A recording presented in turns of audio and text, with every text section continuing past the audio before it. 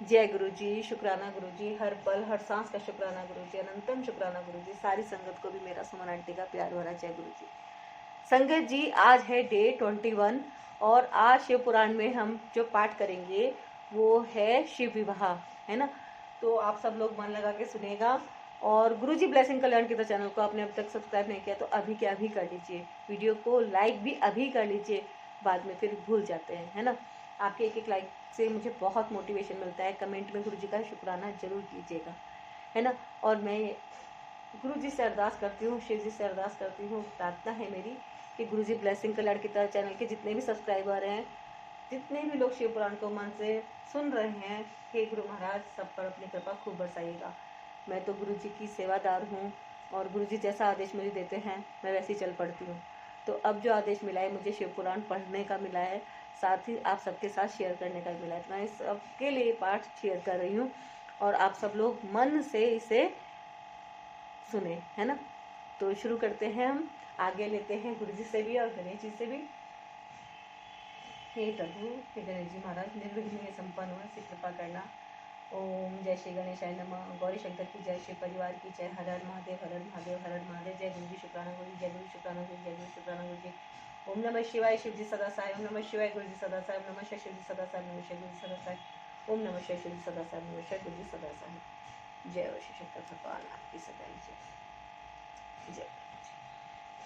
ये शिव पुराण एक बहुत ही बड़ा पुराण है, महापुराण है ना। तो आज हम इस पे पाठ कर रहे हैं शिव विवाह का। देखिए सुंदर चित्र, शिव जी जा रहे हैं पार्वती से विवाह करने। जय।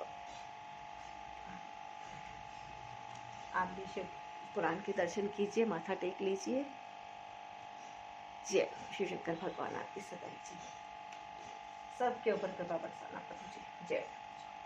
तो शुरू करते हैं। डे 21 और आप सबसे निवेदन भी है कि डे 1 से इसको जरूर सुनिएगा, है ना। 1 2 3 तभी आपकी एक आवर्ती कंप्लीट हो जाएगी, है ना। तो शुरू करते हैं हम। भगवान शिव का अपने परम सुंदर दिव्य रूप को प्रकट करना, मैना की प्रसन्नता और क्षमा प्रार्थना तथा पूर्ववासिनी स्त्रियों का शिव के रूप का दर्शन करके जन्म और जीवन को सफल मानना। ब्रह्मा जी कहते हैं, नारद इसी समय भगवान विष्णु से प्रेरित हो तुम शीघ्र ही भगवान शंकर को अनुकूल बनाने के लिए उनके निकट गए। वहां जाकर देवताओं का कार्य सिद्ध करने की इच्छा से नाना प्रकार के स्रोतों द्वारा तुमने रुद्रदेव को संतुष्ट किया। तुम्हारी बात सुनकर शंभु ने प्रसन्नतापूर्वक अद्भुत उत्तम एवं दिव्य रूप धारण कर लिया। ऐसा करके उन्होंने अपने दयालु स्वभाव का परिचय दिया। मुने, भगवान शंभु का वह स्वरूप कामदेव से भी अधिक सुंदर तथा लावण्य का परम आश्रय था। उसका दर्शन करके तुम बड़े प्रसन्न हुए और उस स्थान पर गए जहाँ सबके साथ मैना विद्यमान थी। वहां पहुंचकर तुमने कहा, विशाल नेत्रों वाली मैंने भगवान शिव के उस सर्वोत्तम रूप का दर्शन करो। यह रूप प्रकट करके उन करुणामय शिव ने तुम पर बड़ी कृपा की है। तुम्हारी यह बात सुनकर शैलराज की पत्नी मैना आश्चर्यचकित हो गई। उन्होंने शिव के उस परमानंद दायक रूप का दर्शन किया जो करोड़ों सूर्यों के समान तेजस्वी, सर्वांग सुंदर, विचित्र वस्त्रधारी तथा नाना प्रकार के आभूषणों से विभूषित था। वह अत्यंत प्रसन्न, सुंदर, हास्य से सुशोभित, ललित, लावण्य से लसित, मनोहर, गौरवर्ण, द्युतिमान तथा चंद्रलेखा से अलंकृत था। विष्णु आदि संपूर्ण देवता बड़े प्रेम से भगवान शिव की सेवा कर रहे थे। सूर्यदेव ने छत्र लगा रखा था। चंद्रदेव मस्तक का मुकुट बनकर उनकी शोभा बढ़ा रहे थे। उन सब साधनों से भगवान शंकर सर्वथा रमणीय जान पड़ते थे। उनका वाहन भी अनेक प्रकार के आभूषणों से विभूषित था। उसकी महाशोभा का वर्णन नहीं हो सकता था। गंगा और यमुना भगवान शिव को सुंदर चमर डुला रही थी और 8 सिद्धियां उनके आगे नाच रही थी। उस समय में भगवान विष्णु तथा इंद्र आदि देवता अपने अपने वेश को भली भांति विभूषित करके पर्वतवासी भगवान शिव के साथ चल रहे थे। नाना रूपधारी शिव के गण खूब सज धज कर अत्यंत आनंदित हो शिव के आगे आगे चल रहे थे। सिद्ध उपदेवता, समस्त मुनि तथा अन्य सब लोग भी महान सुख का अनुभव करते हुए अत्यंत प्रसन्नतापूर्वक शिव के साथ यात्रा कर रहे थे। इस प्रकार देवता आदि सब लोग विवाह देखने के लिए उत्कंठित हो खूब सज धज कर अपनी पत्नियों के साथ परब्रह्म शिव का यशोगान करते हुए जा रहे थे। विश्वासु आदि गंधर्व अप्सराओं के साथ हो शंकर जी के उत्तम यश का गान करते हुए उनके आगे आगे चल रहे थे। मुनि श्रेष्ठ महेश्वर के शैलराज के द्वार पर पधारते समय इस प्रकार वहां नाना प्रकार का महान उत्सव हो रहा था। मुनीश्वर उस समय वहां परमात्मा शिव की जैसी शोभा हो रही थी, उसका विशेष रूप से वर्णन करने में कौन समर्थ हो सकता है। उन्हें वैसे विलक्षण रूप में देखकर मैना क्षण भर के लिए चित्रलिखित सी रह गई। फिर बड़ी प्रसन्नता के साथ बोली, महेश्वर, मेरी पुत्री धन्य है जिसने बड़ा भारी तप किया और उस तप के प्रभाव से आप मेरे इस घर में पधारे। पहले तो मैंने आप शिव की अक्षमय निंदा की है, उसे मेरी शिवा के स्वामी शिव आप क्षमा करें और इस समय पूर्णतः प्रसन्न हो जाए। ब्रह्मा जी कहते हैं, नारद, इस प्रकार बात करके चंद्रमौली शिव की स्तुति करती हुई शैलप्रिया मैना ने उन्हें हाथ जोड़ प्रणाम किया। फिर वे लज्जित हो गई। इतने में ही बहुत सी पूर्ववासिनी स्त्रियां भगवान शिव के दर्शन की लालसा से अनेक प्रकार के काम छोड़कर वहां आ पहुंची। जो जैसी थी वैसे अस्त व्यस्त रूप में दौड़ी आई। भगवान शंकर का वह मनोहर रूप देखकर वे सब मोहित हो गई। शिव के दर्शन से हर्ष को प्राप्त हो प्रेमपूर्ण हृदय वाली वे नारियां महेश्वर की उस मूर्ति को अपने मनोमंदिर में बिठाकर इस प्रकार बोली। पूर्ववासिनियों ने कहा, अहो, हिमवान के नगर में निवास करने वाले लोगों के नेत्र आज सफल हो गए। जिस जिस व्यक्ति ने उस दिव्य रूप का दर्शन किया, निश्चय ही उसका जन्म सार्थक हो गया, उसी का जन्म सफल है और उसी की सारी क्रियाएं सफल हैं।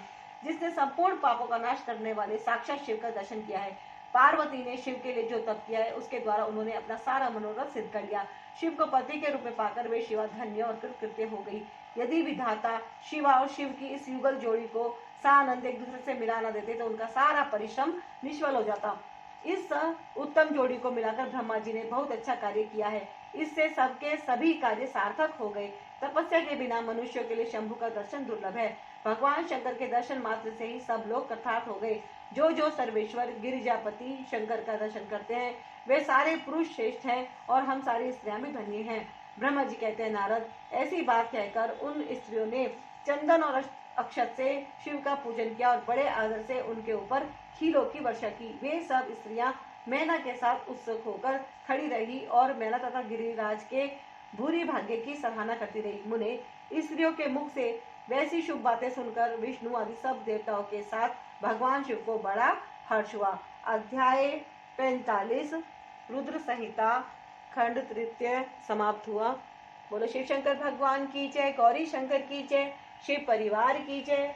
हर हर महादेव, हर हर महादेव, हर हर महादेव। जय गुरु जी, शुक्राना गुरु जी, जय गुरु शुक्राना गुरु जी, जय गुरु शुक्राना गुरु जी। ओम नमः शिवाय, शिव जी सदा साय। ओम नमः शिवाय, गुरु जी सदा साय। ओम नमः शिवाय, शिव जी सदा साय। ओम नमः शिवाय, गुरु जी सदा साय। ओम नमः शिवाय, शिव जी सदा साय। ओम नमः शिवाय, गुरु जी सदा साय। मैना द्वार पर भगवान शिव का परिछन, उनके रूप को देखकर संतोष का अनुभव, अन्यान्य युवतियों द्वारा वर की प्रशंसा, पार्वती का अंबिका पूजन के लिए बाहर निकलना तथा देवताओं और भगवान शिव का उनके सुंदर रूप को देखकर प्रसन्न होना। ब्रह्मा जी कहते हैं, नारद, तदंतर भगवान शिव प्रसन्नचित्त हो अपने गणों समस्त देवताओं तथा अन्य लोगों के साथ कौतूहल पूर्वक गिरिराज हिमवान के धाम में गई। हिमाचल की शेष पत्नी मैना भी उन स्त्रियों के साथ घर के भीतर गई और शंभू की आरती उतारने के लिए हाथ में दीपकों से सजी हुई थाली लेकर सभी ऋषि पत्नियों तथा अन्य स्त्रियों के साथ आदर पूर्वक द्वार पर आई। वहां आकर मैना ने संपूर्ण देवताओं से सेवित गिरिजापति महेश्वर शंकर को, जो द्वार पर उपस्थित थे, बड़े प्यार से देखा। उनकी अंग कांति मनोहर चंपा के समान थी। उनके एक मुख और 3 नेत्र थे। प्रसन्न मुखारविंद पर मंद मुस्कान की छटा छा रही थी। वे रत्न और सुवर्ण आदि से विभूषित थे। गले में मालती की माला पहने हुए थे। सुंदर रत्नमय मुकुट धारण करने से उनका मुखमंडल उज्जवल प्रभा से उद्भासित हो रहा था। कंठ में हार आदि सुंदर आभरण शोभा दे रहे थे। सुंदर कड़े और बाजूबंद उनकी भुजाओं को विभूषित कर रहे थे। अग्नि के समान निर्मल एवं अनुपम, अत्यंत सूक्ष्म, मनोहर, विचित्र एवं बहुमूल्य युगल वस्त्र से उनकी बड़ी शोभा हो रही थी। चंदन, अगर, कस्तूरी तथा मनोहर कुमकुम के अंगराग से उनके अंग विभूषित थे। उन्होंने हाथ में रत्नमय दर्पण ले रखा था और उनके दोनों नेत्र कज्जल से सुशोभित थे। उन्होंने अपनी प्रभा से सबको आच्छादित कर लिया था तथा वे अत्यंत मनोहर जान पड़ते थे। अत्यंत तरुण, परम सुंदर और आभरण भूषित अंगों से सुशोभित थे। कामनियों को अत्यंत कमनीय प्रतीत होते थे। उनमें व्याग्रता का अभाव था। उनका मुखारविंद कोटि चंद्रमाओं से भी अधिक आहतदायक था। उनके श्री अंगों की छवि कोटि कामदेवों से भी अधिक मनोहारिणी थी। वे अपने सभी अंगों से परम सुंदर थे। ऐसे सुंदर रूप वाले उत्कृष्ट देवता भगवान शिव को जामाता के रूप में अपने सामने खड़ा देख मैना की सारी शोक चिंता दूर हो गई। वे परमानंद सिंधु में निमग्न हो गई और अपने भाग्य की, गिरिजा की, गिरिराज हिमवान की और उनके समस्त कुल की बुरी बुरी प्रशंसा करने लगी। उन्होंने अपने आप को कृतार्थ माना और वे बारंबार हर्ष का अनुभव करने लगी। सती मैना का मुख प्रसन्नता से खिल उठा था। वे अपने दामाद की शोभा का सा आनंद अवलोकन करती हुई उनकी आरती उतारने लगी। गिरिजा की कही हुई बात को बारंबार याद करके मैना को बड़ा विस्मय हो रहा था। वे हर्षोत्फुल्ल मुखारविंद से युक्त हो मनी मन यो कहने लगी, पार्वती ने मुझसे पहले जैसा बताया था उससे भी अधिक सौंदर्य मैं इन परमेश्वर शिव के अंगों में देख रही हूँ। महेश्वर का मनोहर लावण्य इस समय अवर्णीय है। ऐसा सोचकर आश्चर्यचकित हुई मैना अपने घर के भीतर आई। वहां आई हुई युवतियों ने भी वर के मनोहर रूप की बुरी बुरी प्रशंसा की है। वे बोली, गिरिराज नंदिनी शिवा धन्य है, धन्य है। कुछ कन्याएं कहने लगी, दुर्गा तो साक्षात भगवती है। कुछ दूसरी कन्याएं महारानी मैना से बोली, हमने तो कभी ऐसा वर नहीं देखा है और ना कभी ध्यान में ही ऐसा वर का अवलोकन किया है। इन्हें पाकर गिरिजा धन्य हो गई। भगवान शंकर का वह रूप देखकर समस्त देवता हर्ष से खिल उठे। श्रेष्ठ गंधर्व उनका यश गाने लगे और अप्सराएं नृत्य करने लगी। बाजा बजाने वाले लोग मधुर ध्वनि में अनेक प्रकार की कला दिखाते हुए आदर पूर्वक भांति भांति के बाजे बजा रहे थे। हिमाचल ने भी आनंदित होकर द्वारोचित मंगलाचार किया। समस्त नारियों के साथ मैना ने भी महान उत्सव मनाते हुए वर का परीक्षण किया। फिर वे प्रसन्नतापूर्वक घर में चली गई। इसके बाद भगवान शिव अपने गणों और देवताओं के साथ अपने को दिए गए स्थान जनवासे में चले गए। इसी बीच में गिरिराज के अंतरपुर की स्त्रियां दुर्गा को साथ ले कुल देवी की पूजा के लिए बाहर निकली। वहां देवताओं ने, जिनकी पलकें कभी नहीं गिरती थी, प्रसन्नतापूर्वक पार्वती को देखा। उनकी अंग कांति नील अंजन के समान थी। वे अपने मनोहर अंगों से ही विभूषित थी। उनका कटाक्ष केवल भगवान त्रिलोचन पर ही आदर पूर्वक पड़ता था। दूसरे किसी पुरुष की ओर उनके नेत्र नहीं जाते थे। उनका प्रसन्न मुख मंद मुस्कान से सुशोभित था। वे कटाक्ष पूर्ण दृष्टि से देखती थी और बड़ी मनोहारिणी जान पड़ती थी। उनके केशों की चोटी बड़ी ही सुंदर थी। कपोलों पर बनी हुई मनोहर पत्र भंगी उनकी शोभा बढ़ाती थी। ललाट में कस्तूरी की बेंदी के साथ की सिंदूर की बिंदी शोभा दे रही थी। वक्ष स्थल पर शेष रत्नों के सारभूत हार से दिव्य दीप्ति छिटक रही थी। रत्नों के बने हुए केयूर, वलय और कंकड़ से उनकी भुजाएं अलंकृत थी। उत्तम रत्नमय कुंडलों से उनके मनोहर कपोल जगमगा रहे थे। उनकी दंत पंक्ति मणियों तथा रत्नों की प्रभा को छीने लेती थी और मुख की शोभा बढ़ाती थी। मधु से पूरित अधर और होष्ठ बिंब फल के समान लाल थे। दोनों पैरों में रत्नों की आभा से युक्त महावर शोभा देता था। उन्होंने अपने एक हाथ में रत्न जटित दर्पण ले रखा था और उनका दूसरा हाथ क्रीड़ा कमल से सुशोभित था। उनके अंगों में चंदन, अगर, कस्तूरी और कुमकुम का अंगराग लगा हुआ था। पैरों में पाजेब बज रहे थे और वे अपने लाल लाल तलुओं के कारण बड़ी शोभा पा रही थी। समस्त देवता आदि ने जगत की आदि कारणभूता जगत जननी पार्वती देवी को देखकर भक्ति भाव से मस्तक झुका। मैना सहित उन्हें प्रणाम किया। त्रिलोचन शिव ने भी बड़ी प्रसन्नता के साथ कनखियों से उन्हें देखा और उनमें सती की आकृति देखकर अपनी विरह वेदना को त्याग दिया। शिवा पर आंखें गड़ाकर भगवान शिव उस समय सब कुछ भूल गए। उनके सारे अंगों में रोमांच हो आया। वे हर्ष का अनुभव करते हुए गौरी की ओर देखने लगे। गौरी उनकी आंखों में समा गई थी। इधर कालीपुरी से बाहर जाकर अंबिका देवी की पूजा करने के पश्चात ब्राह्मण पत्नियों के साथ पुनः अपने पिता के रमणीय भवन में लौट आई। भगवान शंकर भी मुझ ब्रह्मा, विष्णु तथा देवताओं के साथ हिमाचल के बताए हुए अपने नियत स्थान पर प्रसन्नता पूर्वक गए। वहां गिरिराज के द्वारा नाना प्रकार की सुंदर समृद्धि से सम्मानित हुए। वे सब लोग सुख पूर्वक ठहर गए और भगवान शिव की सेवा करने लगे। अध्याय 46 समाप्त हुआ। रुद्र संहिता का खंड 3। बोलो शिव शंकर भगवान की जय, गौरी शंकर की जय, शिव परिवार की जय। हर हर महादेव, हर हर महादेव, हर हर महादेव। जय गुरु जी, शुक्राना गुरु जी, जय गुरु जी, शुक्राना गुरु जी, जय गुरु जी, शुक्राना गुरु जी। ओम नमः शिवाय, शिव जी सदा साई। ओम नमः शिवाय, गुरु जी सदा साई। ओम नमः शिवाय, शिव जी सदा साई। ओम नमः शिवाय, गुरु जी सदा साई। ओम नमः शिवाय, शिव जी सदा साई। ओम नमः शिवाय, गुरु जी सदा साई। वर पक्ष के आभूषणों से विभूषित शिवा की निराजना। कन्यादान के समय वर के साथ सब देवताओं का हिमाचल के घर के आंगन में विराजना तथा वर वधु के द्वारा एक दूसरे का पूजन। ब्रह्मा जी कहते हैं, नारद, तदंतर गिरिश्रेष्ठ हिमवान ने प्रसन्नता और उत्साह के साथ वेद मंत्र द्वारा दुर्गा और शिव का उप स्नान करवाया। तत्पश्चात गिरिराज की प्रार्थना से श्री विष्णु आदि देवता तथा मुनि कौतूहल पूर्वक उनके घर के भीतर गए। वहां उन्होंने वैदिक और लौकिक आचार का यथार्थ रीति से पालन करके भगवान शिव के दिए हुए आभूषणों से देवी शिवा को अलंकृत किया। सखियों और ब्राह्मण की पत्नियों ने पहले पार्वती को स्नान करवाया, फिर सब प्रकार से वस्त्र आभूषणों द्वारा विभूषित करके उनकी आरती उतारी। तीनों लोगों की जननी महाशैल पुत्री सुंदरी शिवा दिव्य वस्त्र आभूषणों से सुसज्जित होकर मन ही मन भगवान शिव का ध्यान करते हुए वहीं बैठी। उस समय उनकी बड़ी शोभा हो रही थी। उस अवसर पर दोनों पक्षों में महान आनंददायक उत्सव होने लगा। ब्राह्मणों को शास्त्रोक्त रीति से नाना प्रकार का दान दिया गया। अन्य लोगों को भी वहां भांति भांति के बहुत से द्रव्य बांटे गए।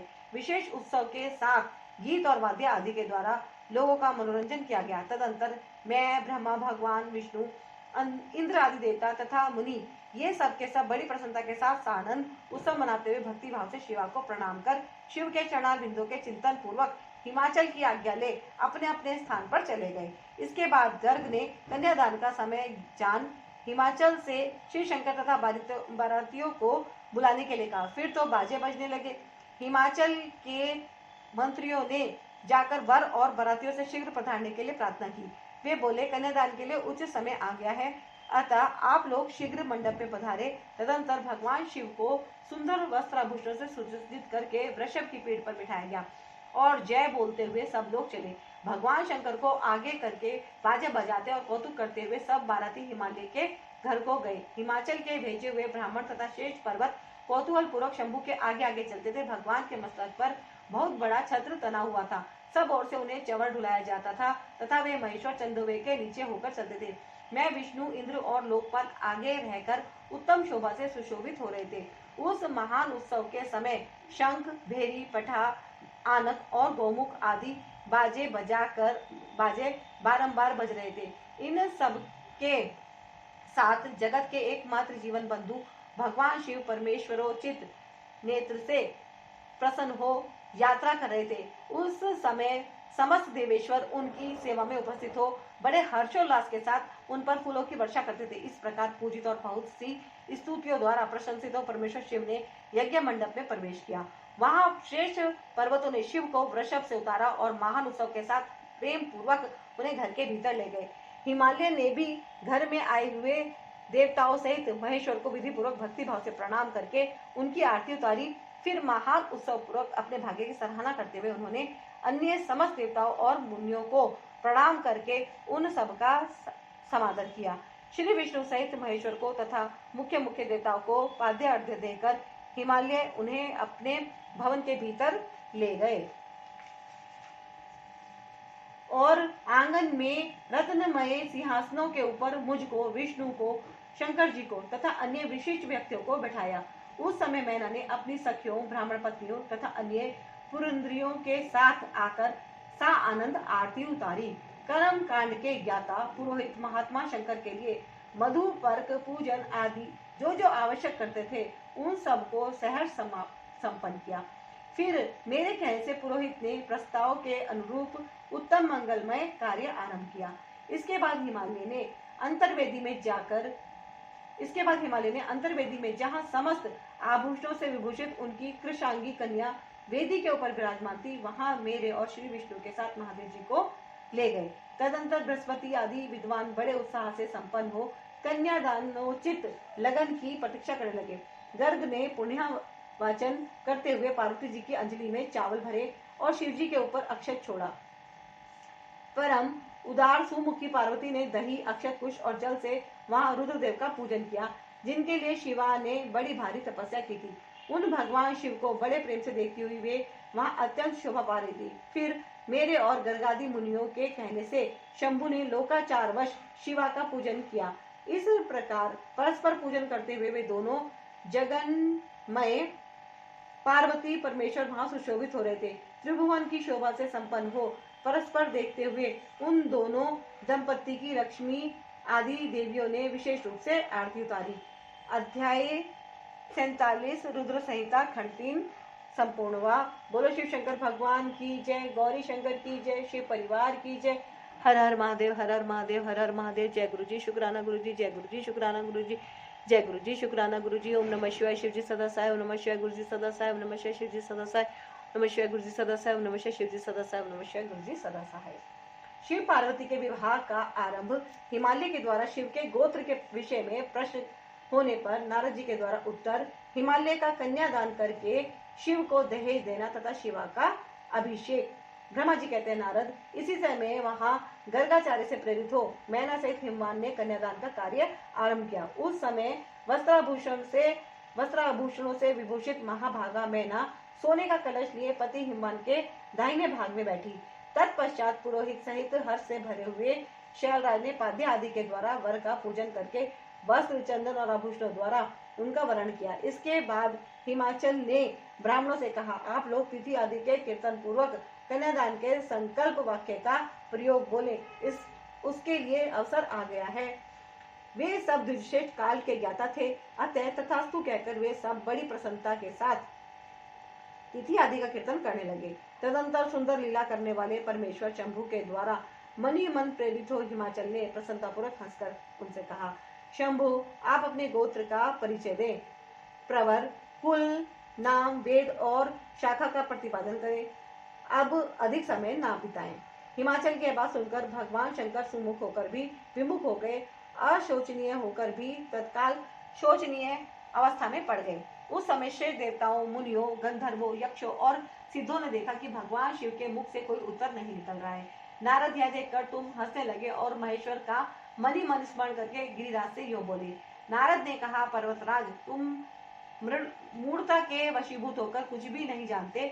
महेश्वर से क्या कहना चाहिए और क्या नहीं, इसका तुम्हें पता नहीं है। वास्तव में तुम बड़े बहिर्मुख हो। तुमने इस समय साक्षात हर्ष से उनका गोत्र पूछा है और उसे बताने के लिए उन्हें प्रेरित किया है। तुम्हारी यह बात अत्यंत उपहासजनक है। पर्वतराज, इनके गोत्र, कुल और नाम को तो विष्णु और ब्रह्मा आदि भी नहीं जानते, फिर दूसरों की क्या चर्चा है। शैलराज, जिनके एक दिन में करोड़ों ब्रह्माओं का लय होता है, उन्हीं भगवान शंकर को तुमने आज काली के तपोवन से प्रत्यक्ष देखा है। इनका कोई रूप नहीं है। ये प्रकृति से परे निर्गुण पर ब्रह्म परमात्मा है, निराकार, निर्विकार, मायाधीश एवं परात्पर है। गोत्र, कुल और नाम से रहित स्वतंत्र परमेश्वर हैं। साथ ही अपने भक्तों के प्रति बड़े दयालु हैं। भक्तों की इच्छा से ही ये निर्गुण से सगुण हो जाते हैं। निराकार होते हुए भी सुंदर शरीर धारण कर लेते हैं और अनामा होकर भी बहुत से नाम वाले हो जाते हैं। ये गोत्रहीन होकर भी उत्तम गोत्र वाले हैं, कुलहीन होकर भी कुलहीन हैं। पार्वती की तपस्या से ही ये आज तुम्हारे जामाता बन गए हैं, इसमें संशय नहीं है। गिरिश्रेष्ठ, इन लीला विहारी परमेश्वर ने चराचर जगत को मोह में डाल रखा है। कोई कितना ही बुद्धिमान क्यों ना हो, वह भगवान शिव को अच्छी तरह नहीं जानता। ब्रह्मा जी कहते हैं, मुने, ऐसा कहकर शिव की इच्छा से कार्य करने वाले तुझ ज्ञानी देव ऋषि ने शैलराज को अपनी वाणी से हर्ष प्रदान करते हुए फिर इस प्रकार उत्तर दिया। नारद बोले, शिवा को जन्म देने वाले तात महाशैल, मेरी बात सुनो और उसे सुनकर अपनी पुत्री शंकर जी के हाथों में दे दो। लीला पूर्वक रूप धारण करने वाले सगुण महेश्वर का गोत्र और कुल केवल नाद ही है। इस बात को अच्छी तरह समझ लो। शिव नादमय है और नाद शिवमय है, यह सर्वथा सच्ची बात है। नाद और शिव, इन दोनों में कोई अंतर नहीं है। शैलेंद्र, सृष्टि के समय सबसे पहले लीला के लिए सगुण रूप धारण करने वाले शिव से नाद ही प्रकट हुआ था, अतः वह सबसे उत्कृष्ट है। हिमालय इसलिए मनी मन सर्वेश्वर शंकर के द्वारा प्रेरित हो मैंने आज अभी वीणा बजाना आरंभ कर दिया था। ब्रह्मा जी कहते हैं, मुने, तुम्हारी यह बात सुनकर गिरिराज हिमालय को संतोष प्राप्त हुआ और उनके मन का सारा विस्मय जाता रहा। तदंतर श्री विष्णु आदि देवता तथा मुनि सब के सब विस्मय रहित हो नारद को साधुवाद देने लगे। महेश्वर की गंभीरता जानकर सभी विद्वान आश्चर्यचकित हो बड़ी प्रसन्नता के साथ परस्पर बोले, अहो, जिनकी आज्ञा से इस विशाल जगत का प्राकट्य हुआ है, जो परात्पर आत्मबोध स्वरूप स्वतंत्रता लीला करने वाले हैं, आत्मबोध स्वरूप स्वतंत्र लीला करने वाले तथा उत्तम भाव से ही जानने योग्य हैं, उन त्रिलोकनाथ भगवान शंभु का आज हम लोगों ने भली भांति दर्शन किया है। तदंतर हिमालय ने विधि के द्वारा प्रेरित हो भगवान शिव को अपनी कन्या का दान कर दिया। कन्यादान करते समय वे बोले, इमाम कन्या तुभम्यम ददामी परमेश्वर भार्यार्थ परिगृह्णेश्वर प्रसिद्ध सकलेश्वरा। परमेश्वर, मैं अपनी यह कन्या आपको देता हूँ, आप इसे अपनी पत्नी बनाने के लिए ग्रहण करें। सर्वेश्वर, इस कन्यादान से आप संतुष्ट हो। इस मंत्र का उच्चारण करके हिमाचल ने अपनी पुत्री त्रिलोक जननी पार्वती को उन महान देवता रुद्र के हाथ में दे दिया। इस प्रकार शिवा का हाथ शिव के हाथ में रखकर शैलराज मनी मन बड़े प्रसन्न हुए। उस समय वे अपने मनोरथ के महासागर को पार कर गए थे। परमेश्वर महादेव ने प्रसन्न हो वेद मंत्र के उच्चारण पूर्वक गिरिजा के कर कमल को शीघ्र अपने हाथ में ले लिया। मुने लोकाचार के पालन की आवश्यकता को दिखाते हुए उन भगवान शंकर ने पृथ्वी का स्पर्श करके कोदार इत्यादि रूप से काम संबंधी मंत्र का पाठ किया। उस समय वहां सब और महान आनंददायक महोत्सव होने लगा। पृथ्वी पर, अंतरिक्ष में तथा स्वर्ग में भी जय जयकार का शब्द गूंजने लगा। सब लोग अत्यंत हर्ष से भरकर साधुवाद देने और नमस्कार करने लगे। गंधर्व पूर्ण प्रेम पूर्वक गाने लगे और अप्सराएं नृत्य करने लगी। हिमाचल के नगर के लोग भी अपने मन में परम आनंद का अनुभव करने लगे। उस समय महान उत्सव के साथ परम मंगल मनाया जाने लगा। मैं, विष्णु, इंद्र, देवगण तथा संपूर्ण मुनि हर्ष से भर गए। हम सबके मुखारविंद प्रसन्नता से खिल उठे।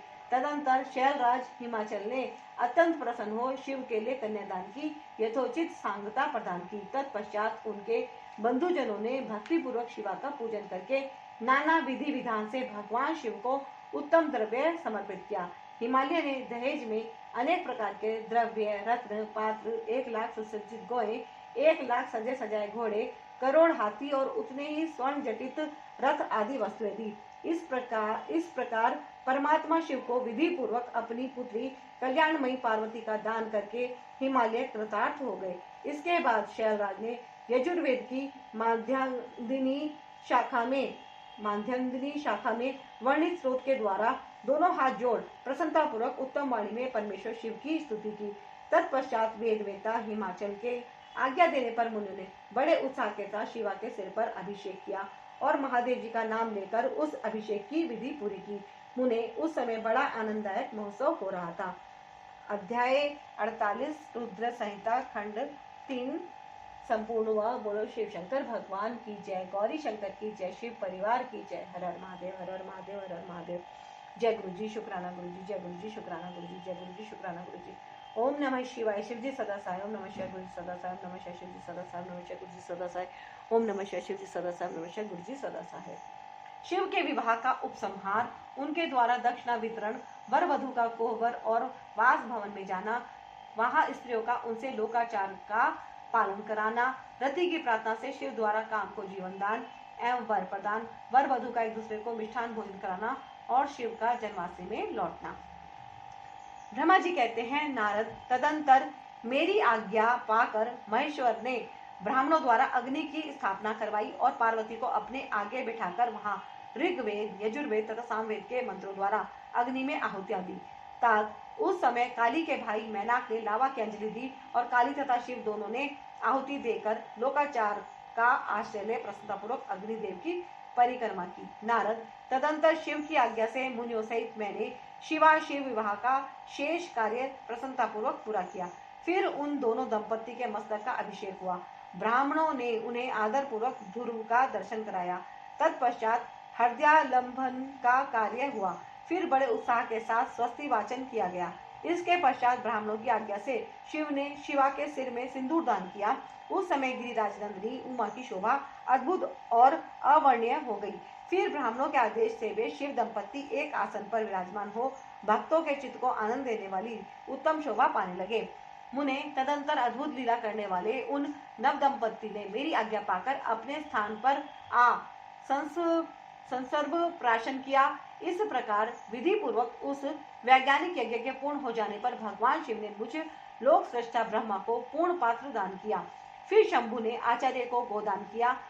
मंगलदायक जो बड़े बड़े दान बताए गए हैं वे भी सहर्ष संपन्न किए। तत्पश्चात उन्होंने बहुत से ब्राह्मणों को पृथक पृथक 100 स्वर्ण मुद्राएं दी, करोड़ों रत्न दान किए और अनेक प्रकार के द्रव्य बांटे। उस समय सब देवता तथा दूसरे चराचर जीव मन में बड़े प्रसन्न हुए और जोर जोर से जय जयकार की ध्वनि होने लगी। सब और मांगलिक शब्द और गीत होने लगे। वाद्यों की मनोहर ध्वनि सबके आनंद को बढ़ाने लगी। इसके बाद श्री विष्णु, मैं देवता, ऋषि तथा अन्य सब लोग गिरिराज से आज्ञा ले बड़ी प्रसन्नता के साथ शीघ्र ही अपने अपने डेरे में चले आए। उस समय हिमालय नगर की स्त्रियां आनंद मग्न हो शिव और पार्वती को लेकर कोहबर में गई। वहां उन सब ने आदर पूर्वक वर वधु से लोकाचार का संपादन कराया। उस समय सब और परमानंददायक महान उत्साह छा रहा था। तदंतर वे स्त्रियां उन लोक कल्याणकारी दंपत्ति को साथ ले परम दिव्य वास भवन कौतुकागार में गई और वहां भी प्रसन्नतापूर्वक लोकाचार का संपादन किया। इसके बाद गिरिराज के नगर की स्त्रियों ने समीप आकर मंगल कृत्य करके उन नव दंपत्ति को केली गृह में पहुंचाया और जय ध्वनि करती हुई उनके गठबंधन की गांठ खोलने आदि का कार्य संपन्न किया। उस समय उन नूतन दंपत्ति को देखने के लिए 16 दिव्य नारियां बड़े आदर के साथ शीघ्रतापूर्वक वहां आई। उनके नाम इस प्रकार है: सरस्वती, लक्ष्मी, सावित्री, गंगा, अदिति, शची, लोपामुद्रा, अरुंधति, अहल्या, तुलसी, स्वाहा, रोहिणी, पृथ्वी, शत्रुपा, संज्ञा तथा रति। ये देवांगनाएं तथा मनोहारिणी देवकन्या, नाग कन्या और मुनि कन्याएं भी वहां आ पहुंची। वहां जितनी स्त्रियां उपस्थित थी उन सब की गणना करने में कौन समर्थ है। उनके दिए हुए रत्नमय सिंहासन पर भगवान शिव प्रसन्नतापूर्वक बैठे। उस समय उन्होंने शिव से नाना प्रकार की विनोदपूर्ण बातें कही। तदंतर प्रसन्नचित्त हुए महेश्वर ने अपनी पत्नी के साथ मिष्ठान भोजन और आचमन करके कपूर डाला हुआ पान खाया। इसी अवसर पर अनुकूल समय जान प्रसन्न हुई रति ने दीनवत्सल भगवान शंकर से कहा, भगवान पार्वती का पाणी ग्रहण करके आपने अत्यंत दुर्लभ सौभाग्य प्राप्त किया है। बताइए मेरे प्राणनाथ को, जो सर्वथा स्वार्थ रहित थे, आपने क्यों भस्म कर डाला। अब यहाँ मेरे पति को जीवित कीजिए और अपने अंतःकरण में काम संबंधी व्यापार को जगाइए। आपको और मुझको जो समान रूप से वियोग जनित संताप प्राप्त हुआ है उसे दूर कीजिए। महेश्वर, आपके इस विवाहोत्सव में सब लोग सुखी हुए हैं, केवल मैं ही अपने पति के बिना दुख में डूबी हुई हूँ। देव शंकर, प्रसन्न होइए और मुझे स्नात कीजिए। दीन बंधु परम प्रभु, अपनी कही हुई बात को सत्य कीजिए। चराचर प्राणियों सहित तीनों लोकों में आपके सिवा दूसरा कौन है जो मेरे दुख का नाश करने में समर्थ हो। ऐसा जानकर आप मुझ पर दया कीजिए। दीनों पर दया करने वाले नाथ, सबको आनंद प्रदान करने वाले, अपने इस विवाहोत्सव में मुझे भी उत्सव संपन्न बनाइए। मेरे प्राणनाथ के जीवित होने पर ही अपनी प्रिया पार्वती के साथ आपका सुंदर विहार परिपूर्ण होगा, इसमें संशय नहीं है। सर्वेश्वर, आप सब कुछ करने में समर्थ है, क्योंकि आप ही परमेश्वर हैं। यहाँ अधिक कहने से क्या लाभ। सर्वेश्वर, आप शीघ्र मेरे पति को जीवित कीजिए। ऐसा कहकर रति ने गांठ में बंधा हुआ कामदेव के शरीर का भस्म शंभू को दे दिया और उनके सामने हा नाथ कहकर रोने लगी। रति का रोदन सुनकर सरस्वती आदि सभी देवियां रोने लगी और अत्यंत दीन वाणी में बोली, प्रभु, आपका नाम भक्त वत्सल है, आप दीन बंधु और दया के सागर हैं, अतः काम को जीवन दान दीजिए और रति को उत्साहित कीजिए। आपको नमस्कार है। ब्रह्मा जी कहते हैं, नारद, उन सब की यह बात सुनकर महेश्वर प्रसन्न हो गए। उन करुणा सागर प्रभु ने तत्काल ही रति पर कृपा की। भगवान शूलपाणी की अमृतमय दृष्टि पड़ते ही पहले जैसे रूप, वेश और चिन्ह से युक्त अद्भुत मूर्तिधारी सुंदर कामदेव उस भस्म से प्रकट हो गया। अपने पति को वैसे ही रूप, आकृति, मंद मुस्कान और धनुष बाण से युक्त देख रति ने महेश्वर को प्रणाम किया। वह कृतार्थ हो गई। अपने प्राणनाथ की प्राप्ति कराने वाले भगवान शिव का अपने जीवित पति के साथ हाथ जोड़कर बारंबार स्तवन किया। पत्नी सहित काम की हुई स्तुति को सुनकर दयार्द हृदय भगवान शंकर अत्यंत प्रसन्न हुए और इस प्रकार बोले। शंकर ने कहा, मनोभाव पत्नी सहित तुमने जो स्तुति की है उसे मैं बहुत प्रसन्न हूँ। स्वयं प्रकट होने वाले काम, तुम वर मांगो, मैं तुम्हें मनोवांछित वस्तु दूंगा। शंभु का यह वचन सुनकर कामदेव महान आनंद में निमग्न हो गया और हाथ जोड़ मस्तक झुकाकर गदगद वाणी में बोला। कामदेव ने कहा, देव महादेव, करुणा सागर प्रभु, यदि आप मुझ पर प्रसन्न हैं तो मेरे लिए आनंददायक होइए। प्रभु, पूर्व काल में मैंने जो अपराध किया था उसे क्षमा कीजिए। स्वजनों के प्रति परम प्रेम और अपने चरणों की भक्ति दीजिए। कामदेव का यह कथन सुनकर परमेश्वर शिव प्रसन्न हो बोले, बहुत अच्छा। इसके बाद उन करुणा निधि ने हंसकर कहा, महामते कामदेव, मैं तुम पर प्रसन्न हूँ। तुम अपने मन से भय को निकाल दो। भगवान विष्णु के पास जाओ और इस घर से बाहर ही रहो। तदंतर काम शिव जी को प्रणाम करके बाहर आ गया। विष्णु आदि देवताओं ने उसे आशीर्वाद दिया। इसके बाद भगवान शंकर ने उस वास भवन में पार्वती को बाएं बिठाकर मिष्ठान भोजन कराया और पार्वती ने भी प्रसन्नतापूर्वक उनका मुंह मीठा किया। तदंतर वहां लोकाचार का पालन करते हुए आवश्यक कृत्य करके मैना और हिमवान की आज्ञा ले भगवान शिव जनवासे में चले गए। मुने उस समय महान उत्सव हुआ और वेद मंत्रों की ध्वनि होने लगी। लोग चारों प्रकार के बाजे बजाने लगे। जनवासे में अपने स्थान पर पहुंचकर शिव ने लोकाचारवश मुनियों को प्रणाम किया, श्री हरि को और मुझे भी मस्तक झुकाया। फिर सब देवता आदि ने उनकी वंदना की। उस समय वहां जय जयकार, नमस्कार तथा समस्त विघ्नों का विनाश करने वाली शुभदायिनी वेद ध्वनि भी होने लगी। इसके बाद मैंने भगवान विष्णु ने तथा इंद्र, ऋषि और सिद्ध आदि ने भी शंकर जी की स्तुति की। गिरिजा नायक महेश्वर की स्तुति करके वे विष्णु आदि देवता प्रसन्नता पूर्वक उनकी यथोचित सेवा में लग गए। तत्पश्चात लीला पूर्वक शरीर धारण करने वाले महेश्वर शंभु ने उन सबको सम्मान दिया। फिर उन परमेश्वर की आज्ञा पाकर वे विष्णु आदि देवता अत्यंत प्रसन्न हो अपने अपने विश्राम स्थान को चले गए। अध्याय 49 से 51 तक रुद्र संहिता खंड तृतीय समाप्त हुआ।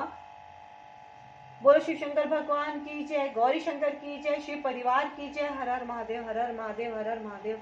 जय गुरु जी, शुक्राना गुरु जी, जय गुरु जी, शुक्राना गुरु जी, जय गुरु जी, शुक्राना गुरु जी। ओम नमः शिवाय, शिव जी सदा साय, ओम नमः शिवाय, गुरु जी सदा साय, ओम नमः शिवाय, शिव जी सदा साय, नमः शिवाय, गुरु जी सदा साय, ओम नमः शिवाय, शिव जी सदा साय, नमः शिवाय, गुरु जी सदा साय। रात को परम सुंदर सजे हुए वास गृह में शयन करके प्रातः काल भगवान शिव का जनवासे में आगमन। ब्रह्मा जी कहते हैं, तदंतर भाग्यवानों में श्रेष्ठ और चतुर गिरिराज हिमवान ने बारातियों को भोजन कराने के लिए अपने आंगन को सुंदर ढंग से सजाया तथा अपने पुत्रों एवं अन्य पर्वतों को भेजकर शिव सहित सब देवताओं को भोजन के लिए बुलाया। जब सब लोग आ गए तब उनको बड़े आदर के साथ उत्तम भोज्य पदार्थों का भोजन कराया। भोजन के पश्चात हाथ मुंह धो कुल्ला करके विष्णु आदि सब देवता विश्राम के लिए प्रसन्नता पूर्वक अपने अपने डेरे में गए। मैना की आज्ञा से साध्वी स्त्रियों ने भगवान शिव से भक्ति पूर्वक प्रार्थना करके उन्हें महान उत्सव से परिपूर्ण सुंदर वास भवन में ठहराया। मैना के दिए हुए मनोहर रत्न सिंहासन पर बैठकर आनंदित हुए शंभु ने उस वास मंदिर का निरीक्षण किया। वह भवन प्रज्वलित हुए सैकड़ों रत्नमय प्रदीपों के कारण अद्भुत प्रभा से उद्भासित हो रहा था। वहां रत्नमय पात्र तथा रत्नों के ही कलश रखे गए थे। मोती और मणियों से सारा भवन जगमगा रहा था। रत्नमय दर्पण की शोभा से संपन्न तथा श्वेत चवरों से अलंकृत था। मुक्ता मणियों की सुंदर मालाओं बंधनवारों से आवेशित हुआ वह वास भवन बड़ा समृद्धिशाली दिखाई देता था। उसकी कहीं उपमा नहीं थी। वह महादिव्य, अति विचित्र, परम मनोहर तथा मन को आहत प्रदान करने वाला था। उसके फर्श पर नाना प्रकार की रचनाएं की गई थी। बेल बूटे निकाले गए थे। शिव जी के दिव्य वर का भी महान एवं अनुपम प्रभाव दिखाता हुआ वह शोभाशाली भवन शिवलोक के नाम से प्रसिद्ध किया गया था। नाना प्रकार के सुगंधित श्रेष्ठ द्रव्यों से सुवासित तथा सुंदर प्रकाश से परिपूर्ण था। वहां चंदन और अगर की सम्मिलित गंध फैल रही थी। उस भवन में फूलों की सेज बिछी हुई थी। विश्वकर्मा का बनाया हुआ वह भवन नाना प्रकार के विचित्र चित्रों से सुसज्जित था। शेष रत्नों की सारभूत मणियों से निर्मित सुंदर हारों द्वारा उस वास गृह को अलंकृत किया गया था। उसमें विश्वकर्मा द्वारा निर्मित कृत्रिम बैकुंठ, ब्रह्मलोक, कैलाश, इंद्र भवन तथा शिवलोक आदि दिख रहे थे। ऐसे आश्चर्यजनक शोभा से संपन्न उस वास भवन को देखकर गिरिराज हिमालय की प्रशंसा करते हुए भगवान महेश्वर बहुत संतुष्ट हुए। वहां अति रमणीय रतन जटित उत्तम पलंग पर परमेश्वर शिव बड़ी प्रसन्नता से लीलापूर्वक सोए। इधर हिमालय ने बड़ी प्रसन्नता से अपने समस्त भाई बंधुओं एवं दूसरे लोगों को भी भोजन कराया तथा जो कार्य शेष रह गए थे उन्हें भी पूर्ण किया। शैलराज हिमालय इस प्रकार आवश्यक कार्य में लगे हुए थे और प्रियतम परमेश्वर शिव शयन कर रहे थे। इतने में ही सारी रात बीत गई और प्रातः काल हो गया। प्रभात काल होने पर धैर्यवान और उत्साही पुरुष नाना प्रकार के बाजे बजाने लगे। उस समय श्री विष्णु आदि सब देवता सा आनंद उठे और अपने इष्ट देव देवेश्वर शिव का स्मरण करके वहां से कैलाश को चलने के लिए जल्दी जल्दी तैयार हो गए। उन्होंने अपने वाहन भी सुसज्जित कर लिए। तत्पश्चात धर्म को शिव के समीप भेजा। योग शक्ति से संपन्न धर्म नारायण की आज्ञा से वासगृह में पहुंचकर योगीश्वर शंकर से समयोचित बात बोले। प्रमथ गणों के स्वामी महेश्वर, उठिए उठिए, आपका कल्याण हो, आप हमारे लिए भी कल्याणकारी होइए। जनवासे में चलिए और वहां सब देवताओं को कृतार्थ कीजिए। धर्म की ये बात सुनकर भगवान महेश्वर हंसे। उन्होंने धर्म को कृपा दृष्टि से देखा और शैया त्याग दी। इसके बाद धर्म से हंसते हुए कहा, तुम आगे चलो, मैं भी वहां शीघ्र ही आऊंगा, इसमें संशय नहीं है। भगवान शिव के ऐसा कहने पर धर्म जनवासे में गए। तत्पश्चात शंभु भी स्वयं वहां जाने को उद्यत हुए। यह जानकर महान उत्सव मनाती हुई स्त्रियां वहां आई और भगवान शंभु के युगल चरणार बिंदों का दर्शन करते हुए मंगल गान करने लगी। तदंतर लोकाचार का पालन करते हुए शंभु प्रातःकालिक कृत्य करके मैना और हिमालय की आज्ञा ले जनवासे को गए। मुने उस समय बड़ा भारी उत्सव हुआ। वेद मंत्रों की ध्वनि होने लगी और लोग चारों प्रकार के बाजे बजाने लगे। अपने स्थान पर आकर शंभु ने लोकाचारवश मुनियों को, विष्णु को और मुझको प्रणाम किया। फिर देवता आदि ने उनकी वंदना की। उस समय जय जयकार, नमस्कार तथा वेद मंत्रोच्चारण की मंगलदायिनी ध्वनि होने लगी। इससे सब और कोलाहल छा गया। अध्याय 52 रुद्र संहिता खंड 3 संपूर्ण हुआ। बोलो शिव शंकर भगवान की जय, गौरी शंकर की जय, शिव परिवार की जय। हर हर महादेव, हर हर महादेव, हर हर महादेव। जय गुरु जी, शुक्राना गुरु जी, जय गुरु शुक्राना गुरु, जय गुरु शुक्राना गुरु जी। ओम नमः शिवाय, शिव जी सदा सहाय। ओम नमः शिवाय, गुरु जी सदा सहाय। ओम नमः शिवाय, शिव जी सदा सहाय। ओम नमः शिवाय, गुरु जी सदा सहाय। ओम नमः शिवाय, शिव जी सदा सहाय। ओम नमः शिवाय, गुरु जी सदा सहाय। ओम नमः शिवाय। चतुर्थी कर्म बारात का कई दिनों तक ठहरना। सप्तऋषियों के समझाने से हिमालय का बारात को विदा करने के लिए राजी होना, मैना का शिव को अपनी कन्या सौंपना तथा बारात का पुरी के बाहर जाकर ठहरना। ब्रह्मा जी कहते हैं, तदंतर विष्णु आदि देवता तथा ऋषि कैलाश लौटने का विचार करने लगे। तब हिमालय ने जनवासे में आकर सबको भोजन के लिए निमंत्रित किया। तत्पश्चात देवेश्वर शिव को आमंत्रित करके हिमालय अपने घर को गए और नाना प्रकार के विधान से भोजनोत्सव की तैयारी करने लगे। उन्होंने प्रसन्नता और उत्कंठा के साथ भोजन के लिए परिवार से भगवान शिव को यथोचित रीति से अपने घर बुलाया। शंभु के, विष्णु के, मेरे अन्य सब देवताओं के, मुनियों के तथा वहां आए हुए अन्य सब लोगों के भी चरणों को बड़े आदर के साथ धोकर उन सबको गिरिराज ने मंडप के भीतर सुंदर आसनों पर बिठाया। फिर अपने भाई बंधुओं को साथ लेकर उनके सहयोग से उन सब अतिथियों को नाना प्रकार के सरस पदार्थों द्वारा पूर्णतया तृप्त किया। मेरे, विष्णु के तथा शंभु के साथ सब लोगों ने अच्छी तरह भोजन किया।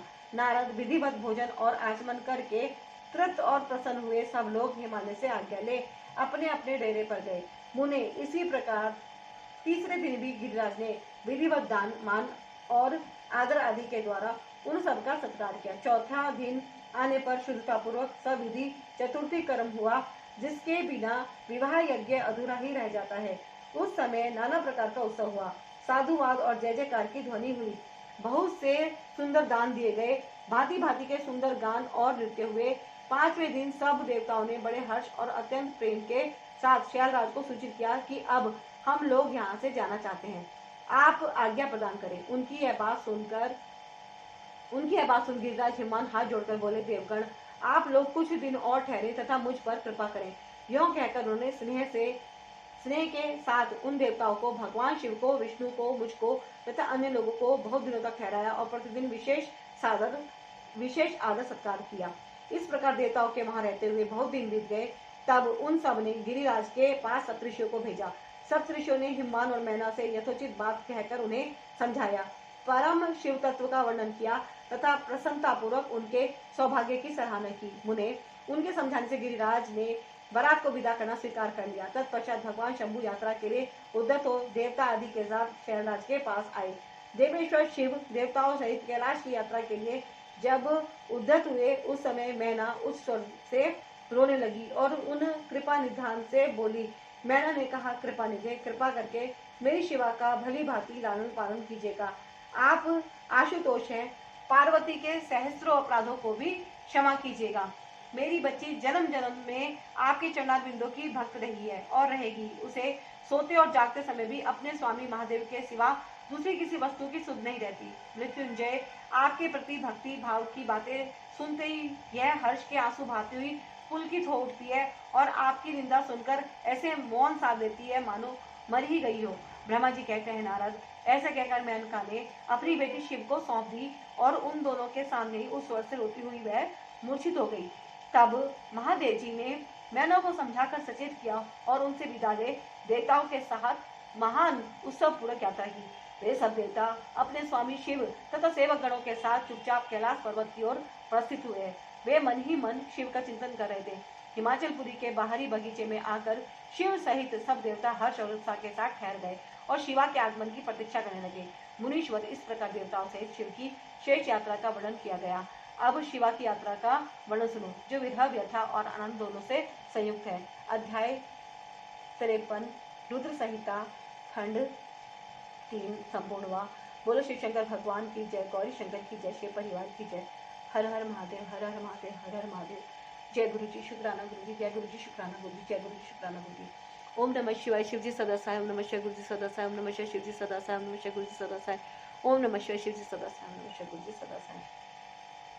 मैना की इच्छा के अनुसार एक ब्राह्मण पत्नी का पार्वती को पतिव्रत धर्म का उपदेश देना। ब्रह्मा जी कहते हैं, नारद तदंतर सप्तऋषियों ने हिमालय से कहा, गिरिराज अब आप अपनी पुत्री पार्वती देवी की यात्रा का उचित प्रबंध करें। मुनीश्वर यह सुनकर पार्वती के भावी विरह का अनुभव करके गिरिराज कुछ काल तक अधिक प्रेम के कारण विषाद में डूबे रहे। कुछ देर बाद सचेत हो शैलराज ने तथास्तु कहकर मैना को संदेश दिया। मुने हिमवान का संदेश पाकर हर्ष और शोक के वशीभूत हुई मैना पार्वती को विदा कराने के लिए उद्यत हुई। शैलराज की प्यारी पत्नी मैना ने विधि पूर्वक वैदिक एवं लौकिक कुलाचार का पालन किया और उस समय नाना प्रकार के उत्सव मनाए। फिर उन्होंने नाना प्रकार के रतन जटित सुंदर वस्त्रों और 12 आभूषणों द्वारा राजोचित श्रृंगार करके पार्वती को विभूषित किया। तत्पश्चात मैना के मनोभाव को जानकर एक सती साध्वी ब्राह्मण पत्नी ने गिरिजा को उत्तम पतिव्रत्य की शिक्षा दी। ब्राह्मण पत्नी बोली, गिरिराज किशोरी, तुम प्रेम पूर्वक मेरा यह वचन सुनो। यह धर्म को बढ़ाने वाला, इहलोक और परलोक में भी आनंद देने वाला तथा श्रोताओं को भी सुख की प्राप्ति कराने वाला है। संसार में पतिव्रता नारी ही धन्य है, दूसरी नहीं। वही विशेष रूप से पूजनीय है। पतिव्रता सब लोगों को पवित्र करने वाली और समस्त पाप राशि को नष्ट कर देने वाली है।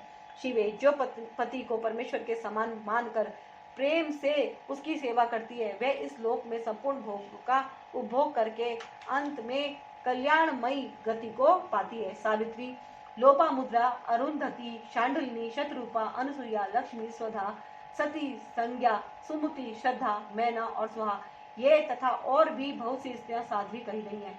यहाँ विस्तार भय से उनका नाम नहीं लिया गया है।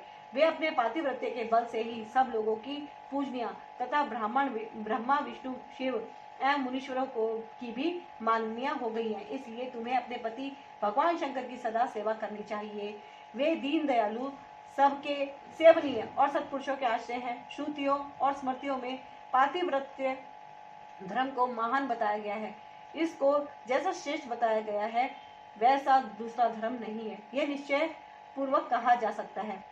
पातिव्रत्य धर्म में तत्पर रहने वाली स्त्री अपने प्रिय पति के भोजन कर लेने पर ही भोजन करे। शिवे, जब पति खड़ा हो तब साध्वी स्त्री को भी खड़ी ही रहना चाहिए। शुद्ध बुद्धि वाली साध्वी स्त्री प्रतिदिन अपने पति के सो जाने पर सोए और उसके जागने से पहले ही जग जाए।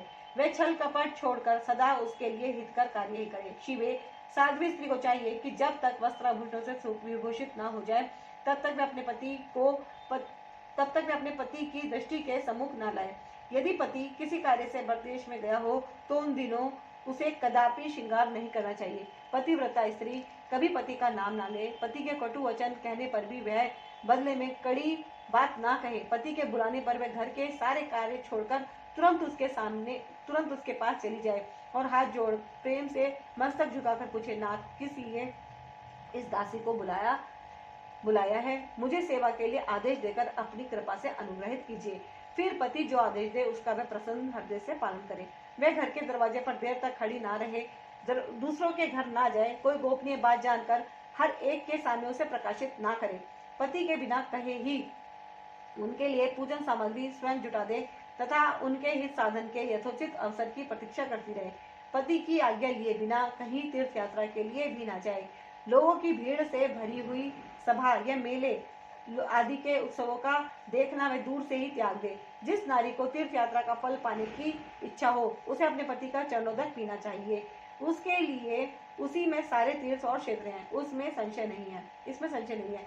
पतिव्रता नारी पति के उचित अन्न आदि को परम प्रिय भोजन मानकर ग्रहण करे और पति जो कुछ दे उसे महाप्रसाद मानकर शिरधार्य करे। देवता, पितर, अतिथि, सेवक वर्ग, गौ तथा भिक्षु समुदाय के लिए अन्न का भाग दिए बिना कदापि भोजन न करे।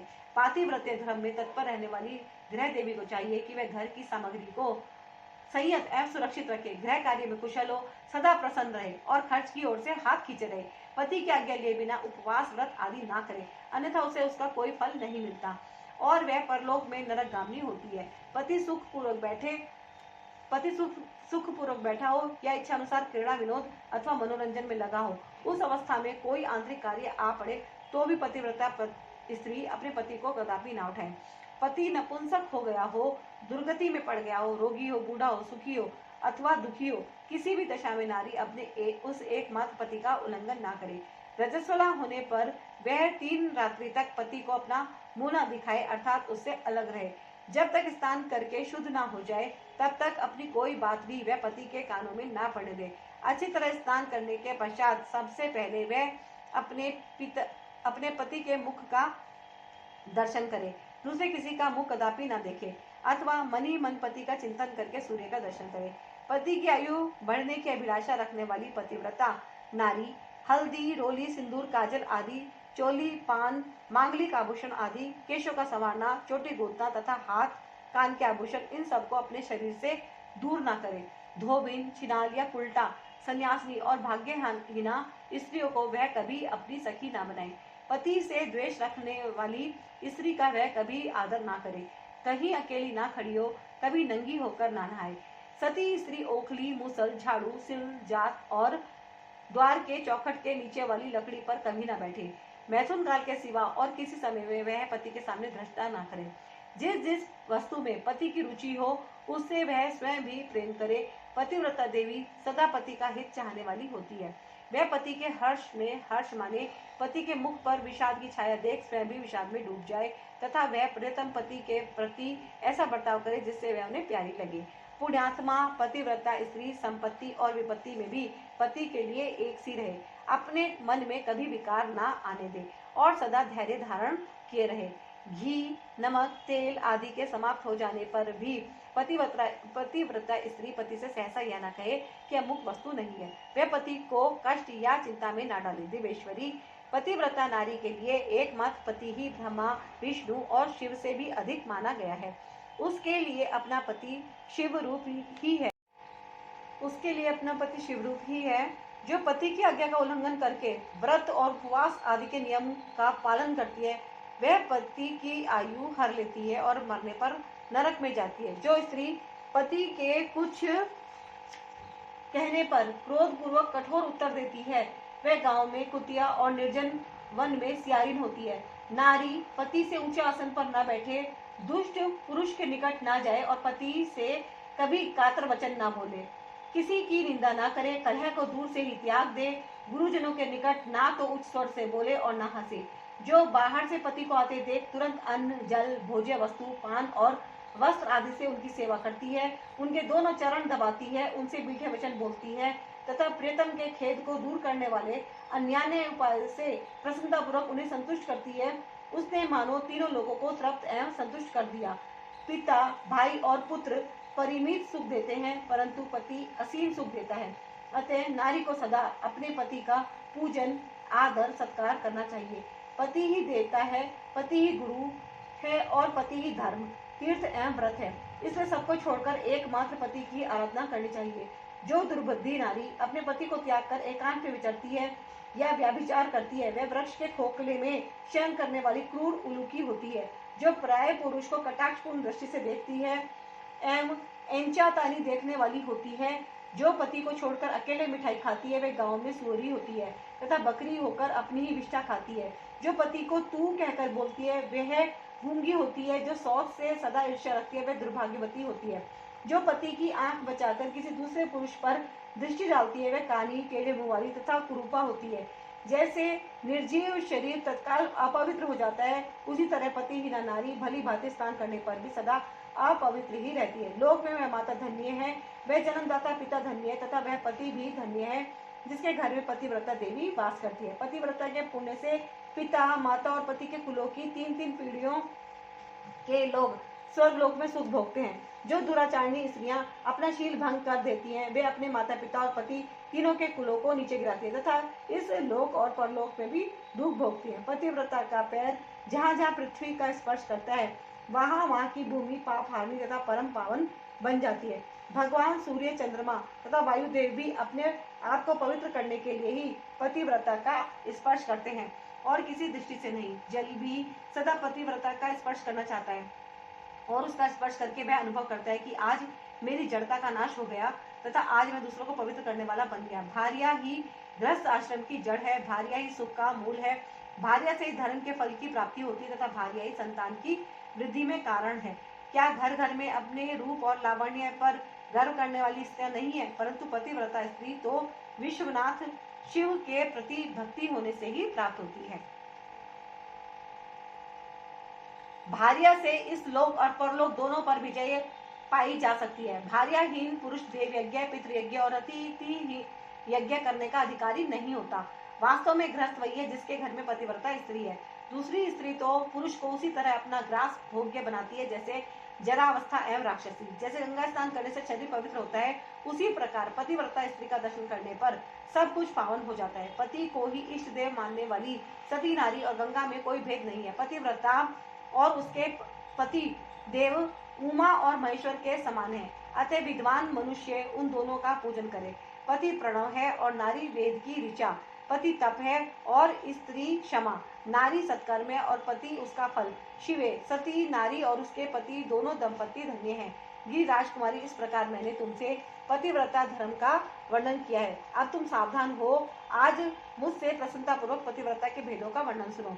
देवी, पतिव्रता नारियां उत्तमा आदि भेद से 4 प्रकार की होती हैं, जो अपना स्मरण करने वाले पुरुषों का सारा पाप हर लेती है।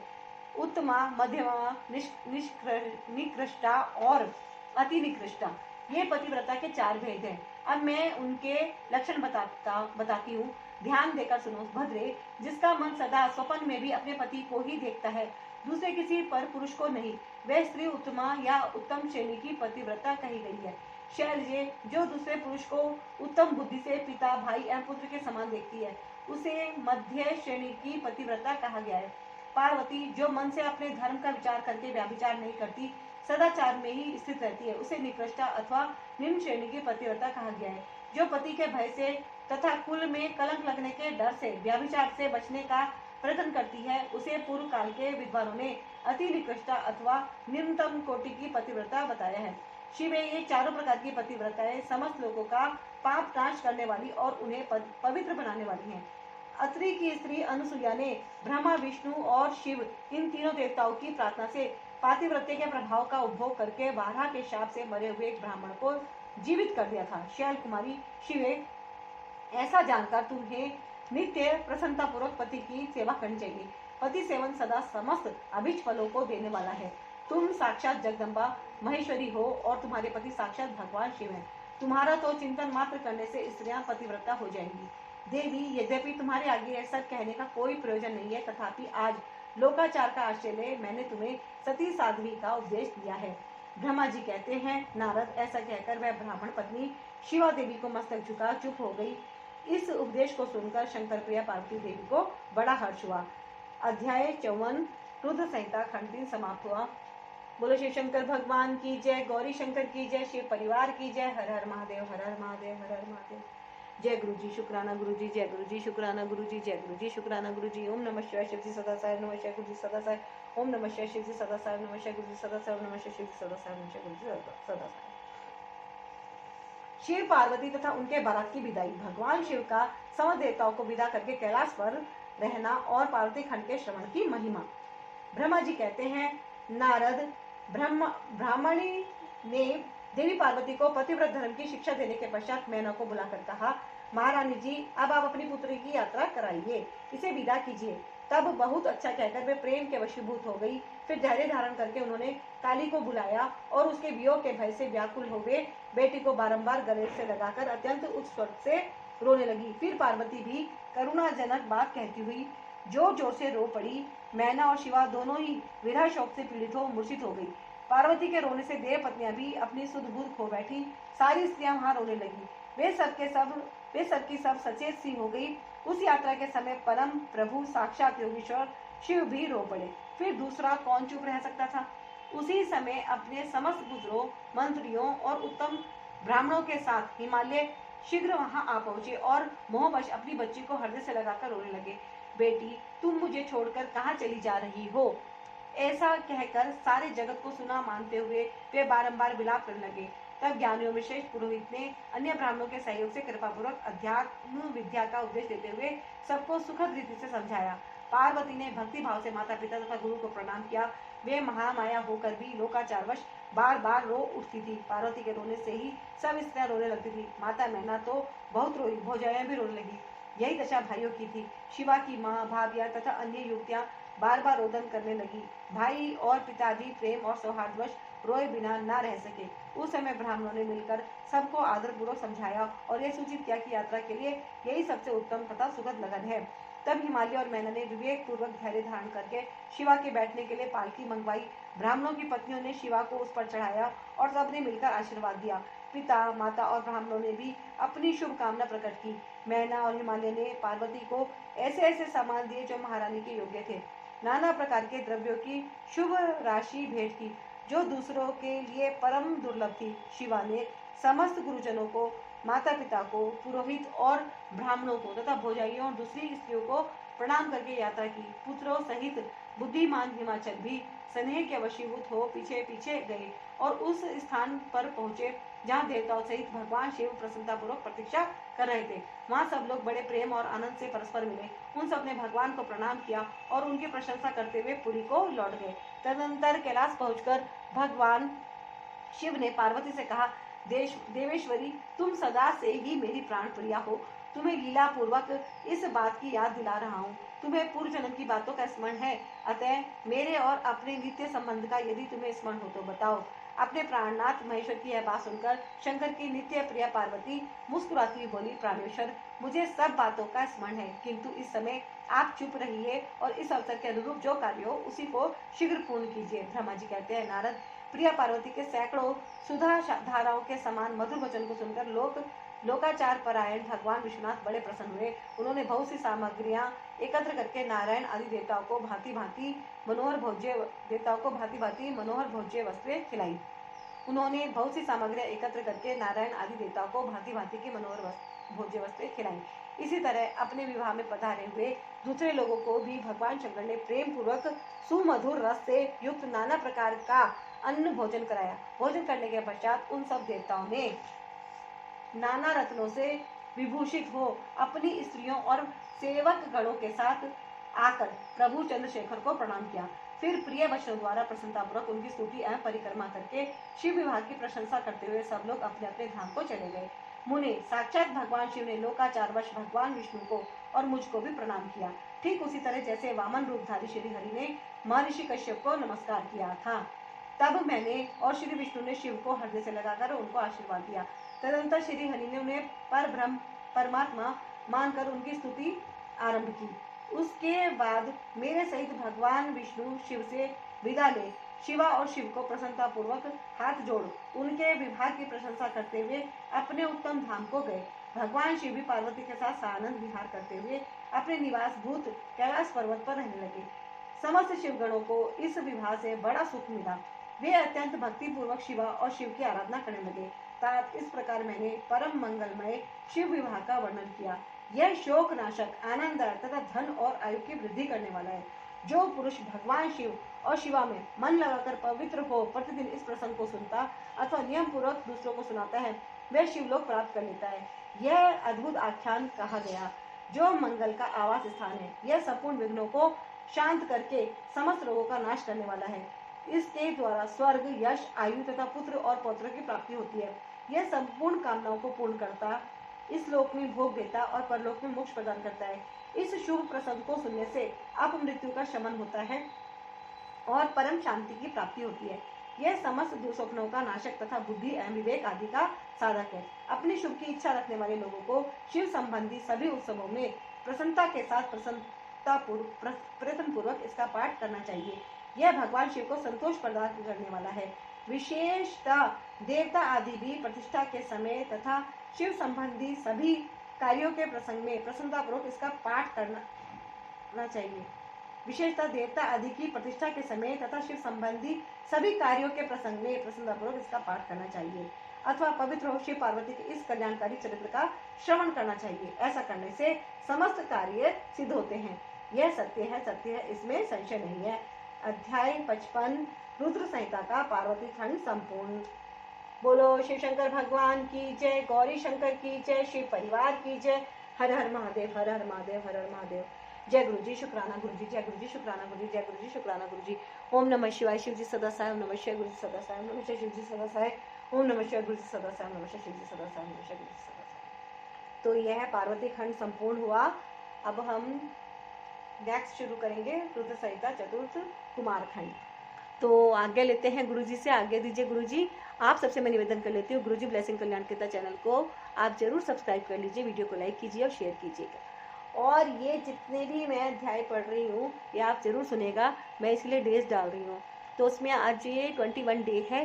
तो जो अगर आपके छूट गए हैं 1 से लेके पूरे जितने भी हैं आप लगातार उनको सुनेगा। शिव पुराण की एक आवर्ती अवश्य कीजिएगा। लेते हैं गुरु जी से आज्ञा। जय गुरु जी, शुक्राना गुरु जी। गुरु जी ब्लेसिंग कल्याण के चैनल के जितने भी सब्सक्राइबर हैं सब पर अपनी कृपा बनाइएगा। जो भी शिव पुराण को ध्यान से सुन रहे हैं उन सब पर अपनी कृपा बरसाइएगा। शिव जी, महादेव जी, गौरी माता सभी हम सब पर अपनी कृपा बनाए रखिएगा। जय गुरु जी, शुक्राना गुरु जी।